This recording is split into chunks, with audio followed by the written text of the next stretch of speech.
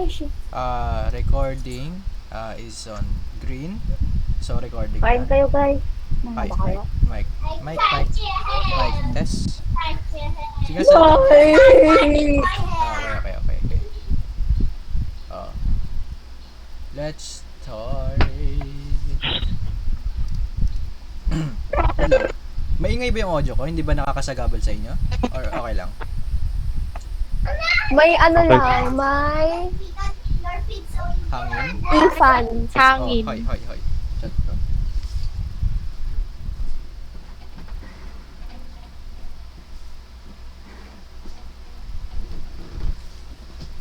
Ayan, okay na? Or maingay pa rin? Okay na. Okay. Sa akin, maingay. Hindi. Hindi. Okay. Sa Uy, akin, hotdog. tinatanong ka ba? Hotdog. Hindi. Hindi. Okay lang sa'yo, Hindi. pichitan. Pichi-pichi! Pitsi. Okay. Ikimasho.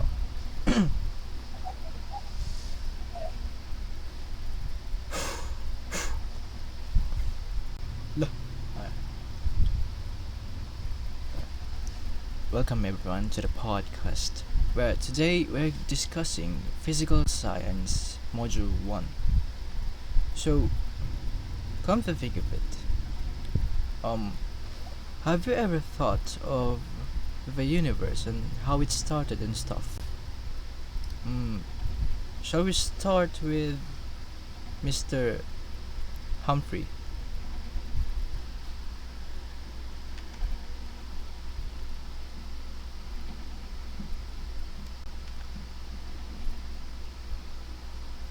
Mr. Humphrey.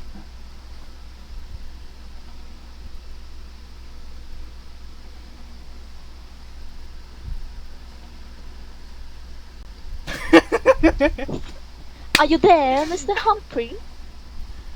Wala, natutulog din. Sabi ko sa inyo, wag yung tatanungin yan about sa modules eh. Ay, okay, sorry. Nagbabasa ha. Sorry. Okay, thank Uy, you. huwag na rin ako tatanungan. Exit na kaya ako. Wala rin akong alam. Oo nga, babay na nga. Oh, sige. Pwede naman kasing activity to gawin eh. Activity 3 yung Oo nga, yun yung gagawin nyo. Ano ba yun eh? Yun na lang gawin mo para mapadali buhay natin. Mas masarap pagsalita. Sige na, tuloy mo na. Oh, take two. Kaya mo na yan. Huwag mo na kami itama. Hindi ko naman kayo Hindi pinipilit nakikinig si Humphrey. Pwede naman kayo mag-leave. Nagtanong sa akin, no, ako pinag-uusapan, ha, bakit daw?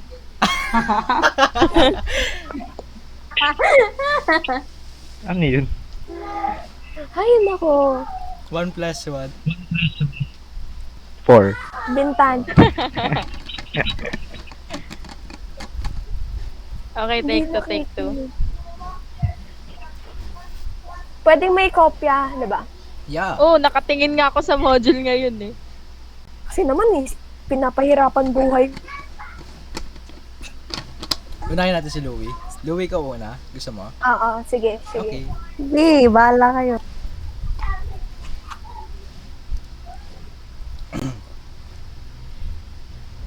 Hello everyone, welcome to the podcast. Today we're talking about the module 1 of the physical science, and the lesson for today is about the star formation and evolution. So, have you ever thought of how the universe started or something like that? Can you give us your thoughts, Mrs. or Miss Louie? Okay. I thought, can I speak in Tagalog, please? Yes po. Okay. Ganto. Hindi ko naman siya talagang inisip, pero napapadaan siya sa ano ko. Napapadaan siya sa utak ko. Like, basta may nagpa-pop up na thought na, what if, mga what ifs na talaga. na out of this world. Like, saan galing yung star, paano nabuo yung mundo, like mga ganun-ganon stuff. Explainable siya, pero hindi ko pa alam mga sagot niya. Ganun. And, speaking of stars, yung mga stars daw is, um, matagal ng parang, man tawag dito? Yung parang, kino-compare or inihahalin tulad, ganun ba yun? Yes, yes, Kino-compare yes. ba yun? I don't know. Sa mga ano, basta dinudugtong siya or ini-stitch siya sa mga birth natin, sa kung anong mangyayari sa buhay natin, like that, ganun-ganon. Oh, like zodiac signs, mga ganun. Yeah, Mm-mm. that's what I meant. And very interesting yung mga ganun. Like, um, I want to find a reason kung paano nagmula yung mga ganong like zodiac signs, saan nagmula or something. And it really interests me in the part that many people do actually believe in that without even having any um,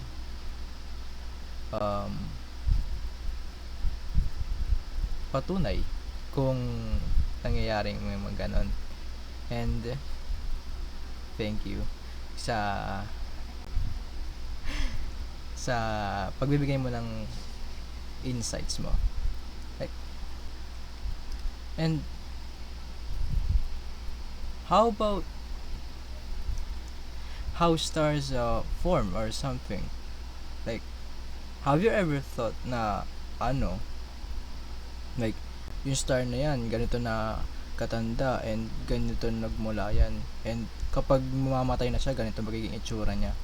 Like, it's so sudden na mag-isip ng ganun, but when you're really thinking of it, uh, mapapadalas talaga yung mapapaisip ka na, kung ano, paano nagmula yung ganito at ganyan dati pa? Kasi 'di ba alam naman natin na yung universe is older than everyone, and parang wala naman nakaabot na tao na magmula yung universe maliban na lang sa mga naniniwala sa Catholic, Roman Catholic or something religious like that. And let's ask Miss Heisha sa kanyang insights about the topic.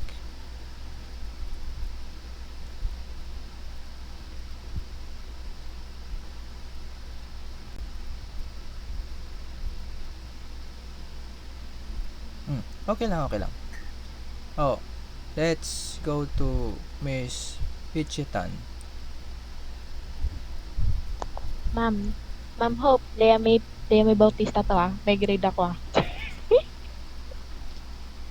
No, as for me, ang nasa unang isip ko talaga, I would be speaking Taglish na, okay? Just like what Miss Lauren did.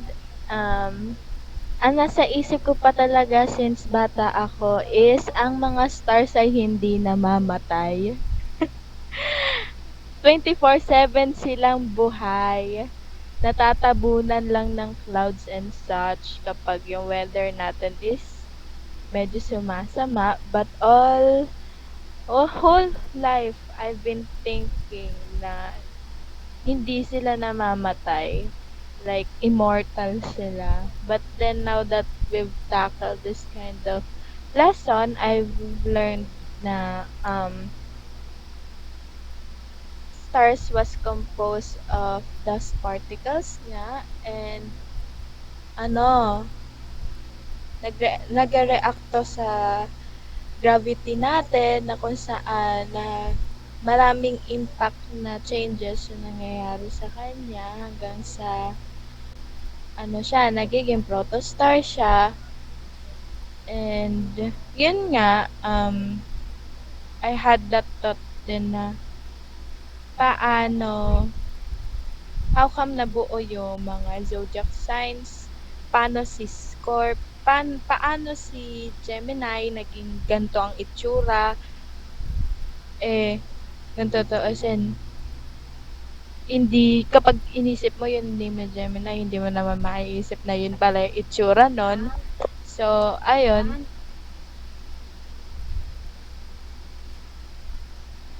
Mm. Tapos, ayun nga, may course siya na tinatawag, which is yung protestant.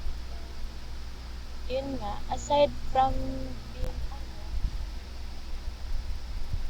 nagiging gigantic siya na magiging known as nebula, magiging protostar nga siya. Yun lang.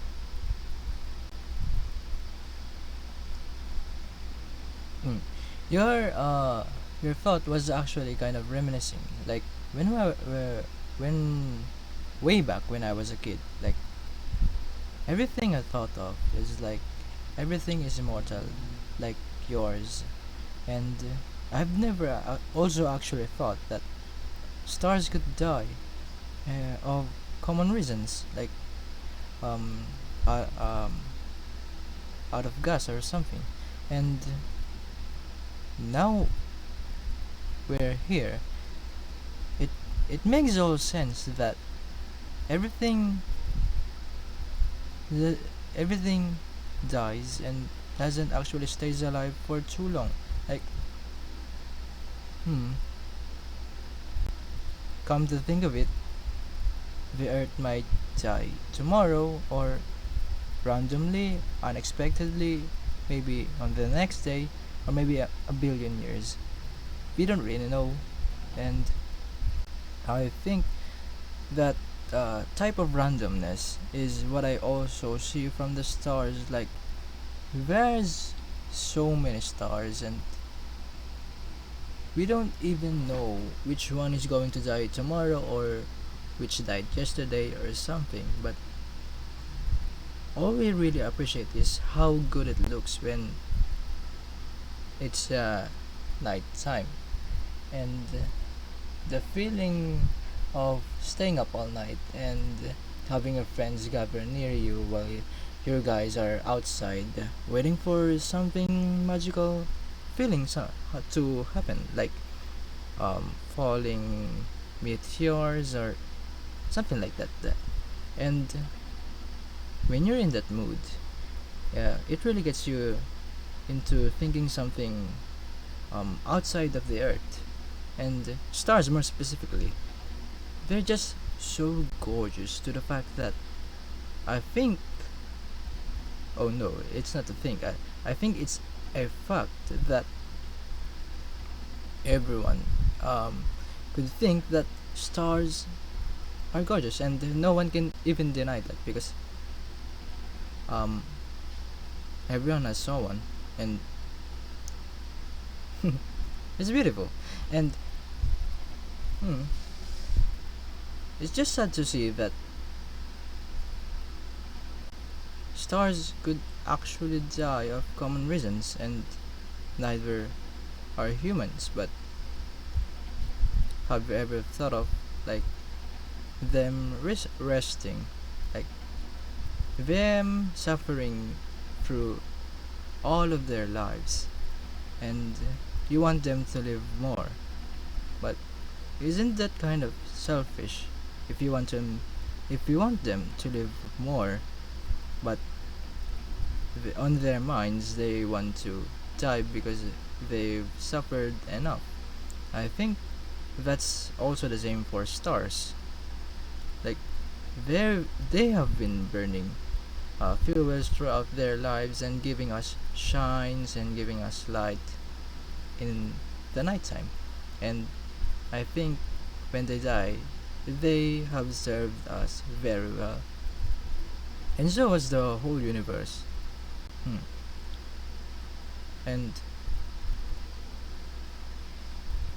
See that you're right there. And I do think na every time a star is going to die, mm, and like what I've saw here in the our module, I've saw that every star that would die, there would be another young star that will be Mm-mm-mm. born. So I do think that um, every sacrifice of every work that has been done by every each stars here in our skies in our every night in our every day procedure, I Mm-mm-mm. do think that Mhm. they've done their jobs Mm. thoroughly, and Mhm.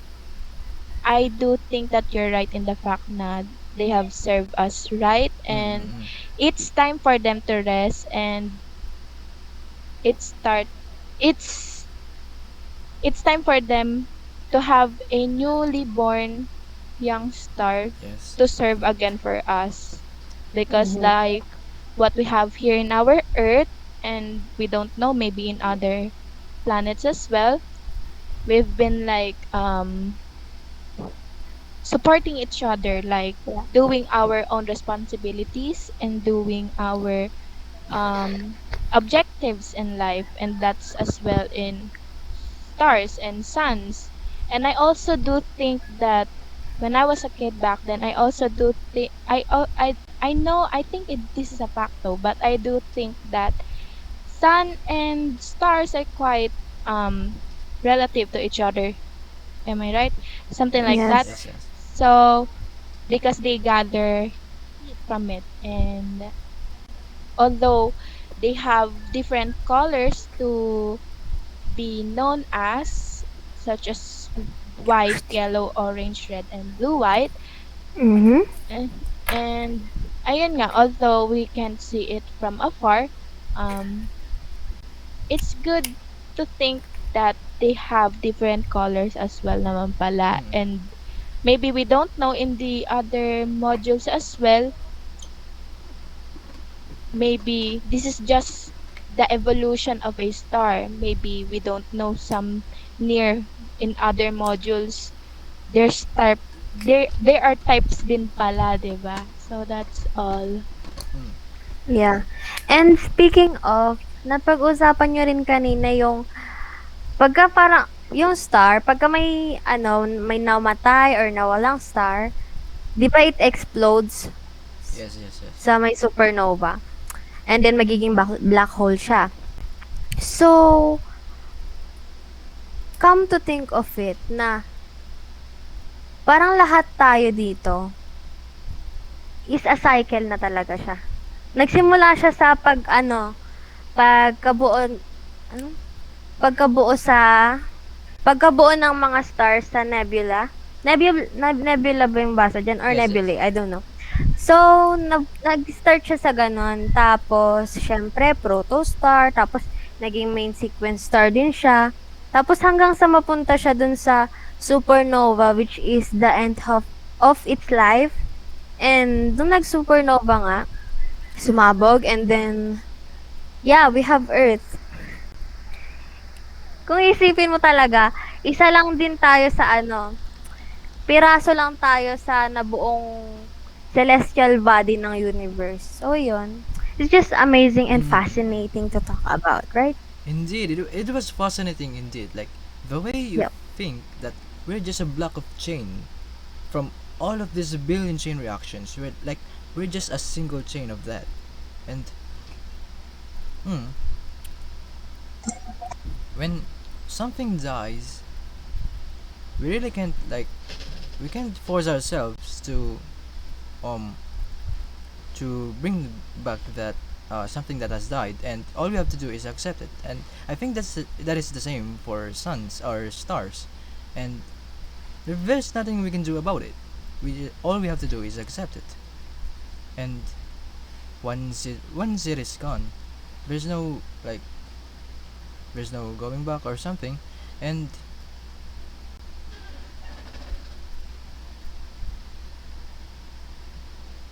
you just really have to accept what had happened. And I think that is also why there is a saying that says enjoy your life to the fullest, because I think that is right, because once your life is on death row or something, how are you supposed to enjoy that when like you're about to die and you haven't enjoyed your life? That that, that is just sad. Oh, oh, Oh, how about our other mates here? Do we have some thoughts that we could share here? mm-mm. Like Miss I Shane. I do. think Miss Shane has something to share with us. Mhm. Miss Shane in Miss Hisha.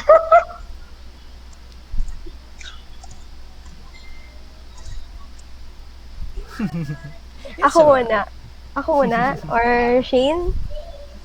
Please do go Ang ahead bilis ng first. pacing nyo. Death Star agad. No, it's okay. We can go Ang back sinabi then. ko lang yung cycle. It's just the thought. Sorry. Nagtangin. Sorry. We can go back to the start if you want to. If it's your thought, then please say it.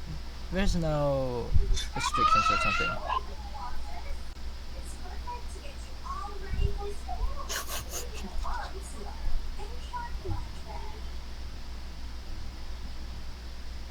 So, ayun nga, ako, may input din ako. Parang, di ba, like, nung bata tayo, we think that stars are following us pag naglalakad. Oh, yes, yes, Ganon. yes.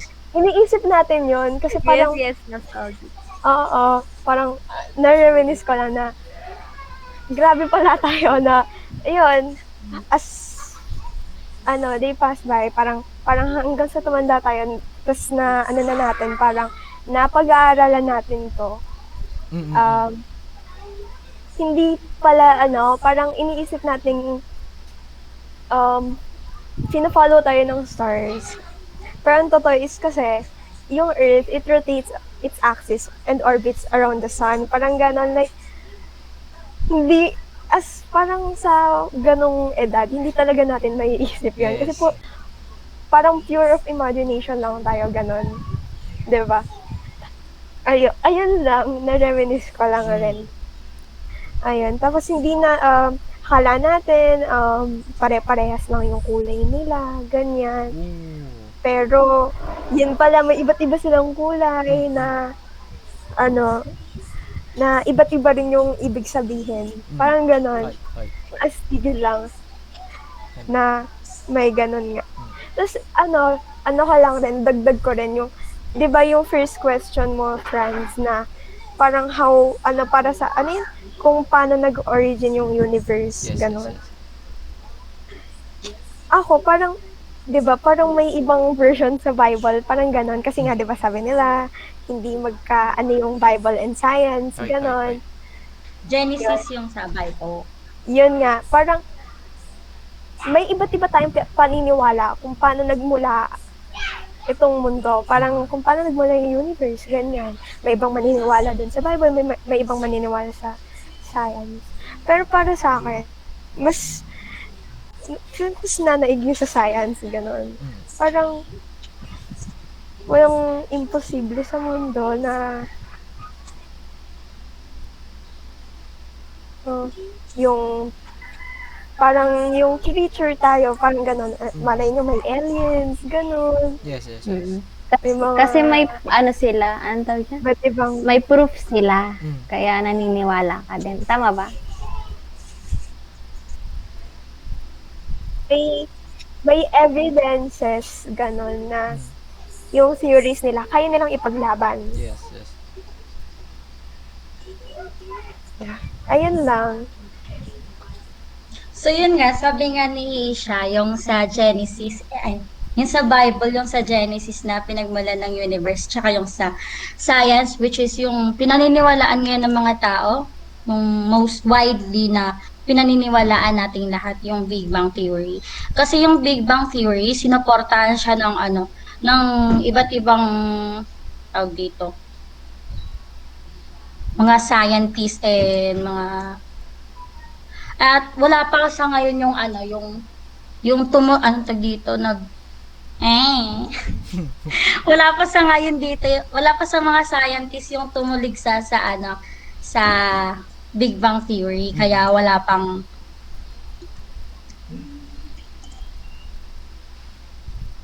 So, yun, sabi sa, Big Bang Theory, nag-start ito noong, atong, char. So, 13.7 billion years ago. That's pretty long. Pretty old Mm-mm. also. Sabi sa Big Bang Theory, yung pinagmulan talaga ng universe ay napakaliit lang daw talaga. Ah, few, few millimeters lang daw yung wide nung yung supercharged black hole na yon. And then yun, nung sumabog siya, maraming phases na pinagdaanan itong sinasabi ng Big Bang Theory. Which is yung dalawang process na yun, yung radiation and matter eras.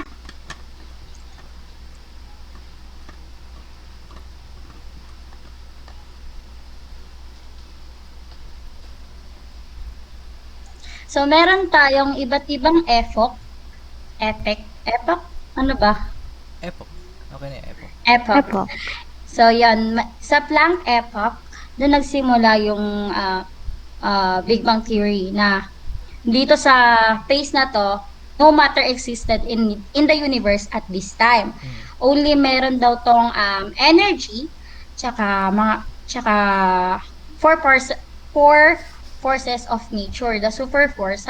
Pero yung pero yung end ng point na yun ay crucial event, pero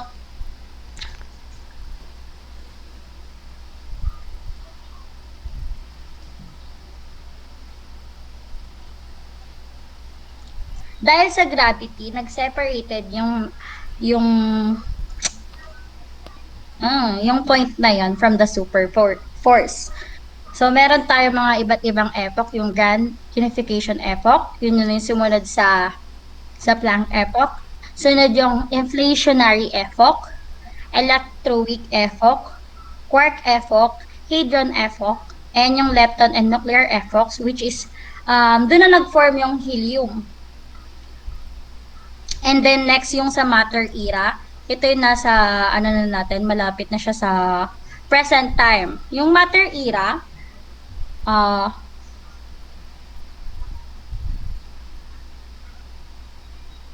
meron siyang tatlong epoch ngayon.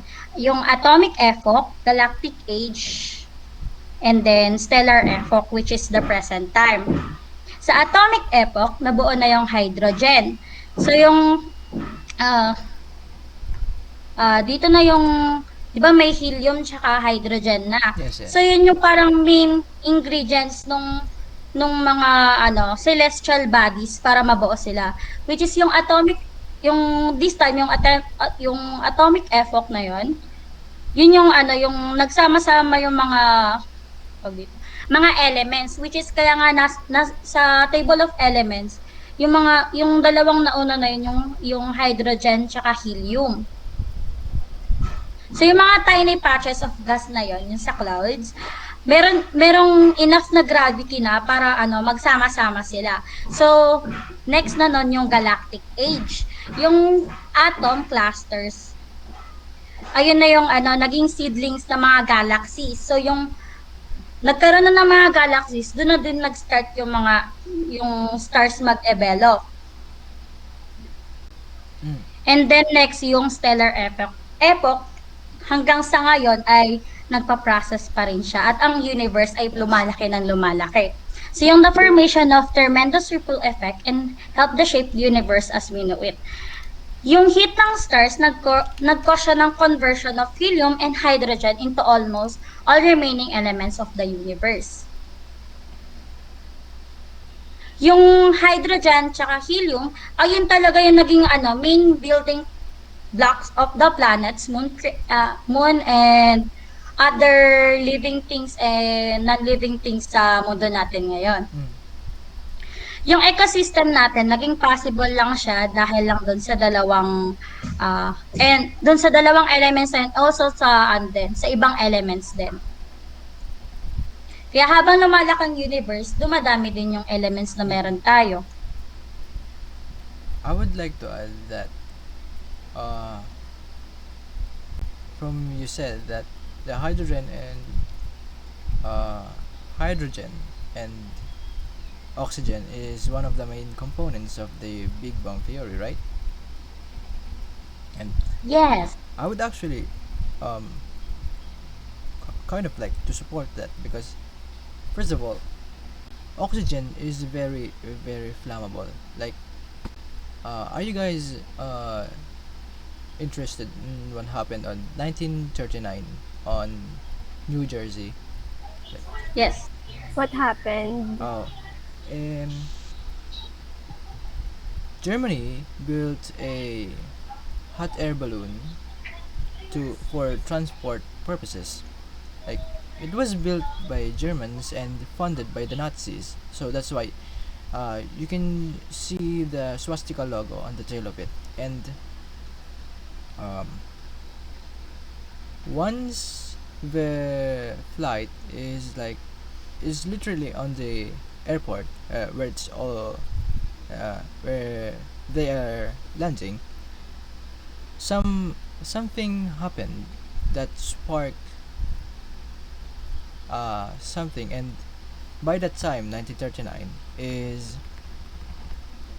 Germany cannot possess a um, hydrogen from the US because it is banned, or US doesn't allow it. So Germany made their decision to make the hot air balloon filled with oxygen, and as I said earlier, oxygen is very, very flammable, and a single spark of that huge oxygen balloon can literally lead to destruction or something really fatal. And that is actually what happened in 1939 by uh, the German airship. And that is why, since that day, the use of um, oxygen-filled oxygen-filled airships were banned, and airships were also banned, except for um, hydrogen-filled ones. And yun yung makikita nyo sa US na yung may nakalagay na atom, like, alam niyo yung blimp? Like, it's a blue thing na para siyang malaking lobo. As in, matabang lobo na oblong. Tas, para sa matabang eroplano pero hangin naman niya. Hindi ko ma-explain. Basta para siyang ganun. And, yun na lang yung pinapayagan na airship na lumipad. Yung yung nasa, Kiki's Delivery. Kung alam mo na yun. Yung, ganun ba? Okay. Mm. And, lumayo na tayo sa sa stars. Napunta tayo sa hydrogen. But, yun lang yung main point ko. Sobrang flammable lang ng oxygen, and that is why a single yung nag-iisang kidlat na yun could cause the Big Bang theory. Like, we could actually connect it. Like, you said that may parang nagkukumpul-kumpul na yung mga components and stuff, diba? For the Big Bang theory.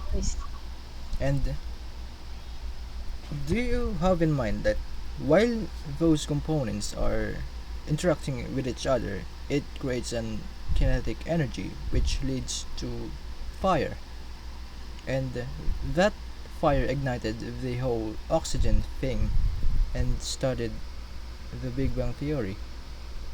Oh sh.